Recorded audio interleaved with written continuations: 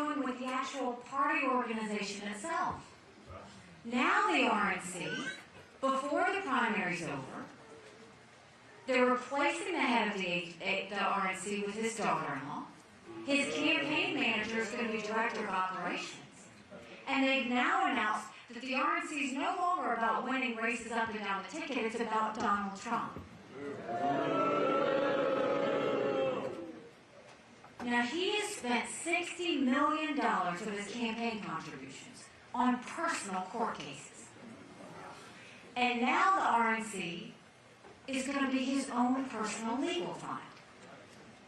There's a resolution that has been put down that has said that you can't use the RNC for his legal fees. Now, you have committeemen here. You got 3 votes from Virginia. What I have said to the press, what I have said to anybody that will listen, we need to see those votes on the record. We need to see how every state votes when it comes to that.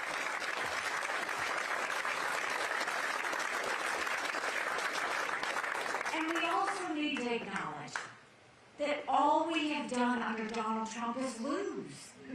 We lost in 2018, we lost in 2020, we lost in 2022. Even a couple of weeks ago, we lost a vote on Israel. We lost a vote on the border.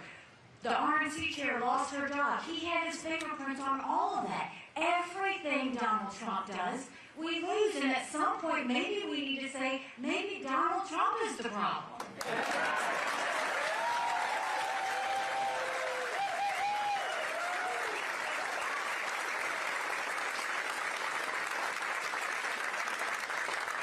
And everybody in the media is trying to figure out, why does she keep fighting?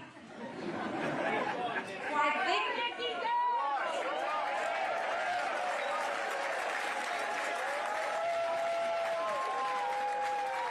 I think they finally accepted that I'm not trying to be vice president.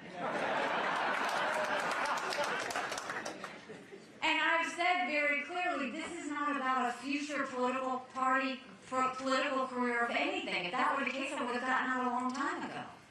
The reason I'm doing this is for my kids and your kids and grandkids.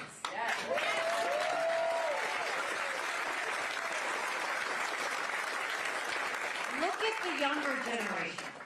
Look at what they went through. I'm looking at some here. They went through COVID, which was traumatic for them. Then they see this $34 trillion in debt. They get that they're going to have to do something with that and that they're going to be responsible. They're worried about finding a job. They're worried about how they're going to make ends meet. They don't ever see a possibility of owning a home. And they worry about wars breaking out. And all of that is under the tent in America that's anger and division and hatred. And then we want to know why there's so much stress, anxiety, and depression from them? They don't deserve that. Our kids deserve to know what normal feels like.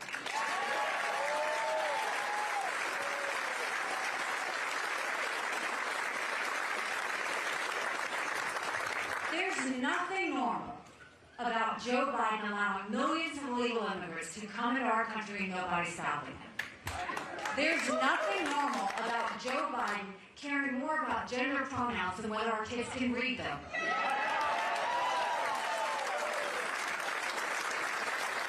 There's nothing normal about these wars around the world.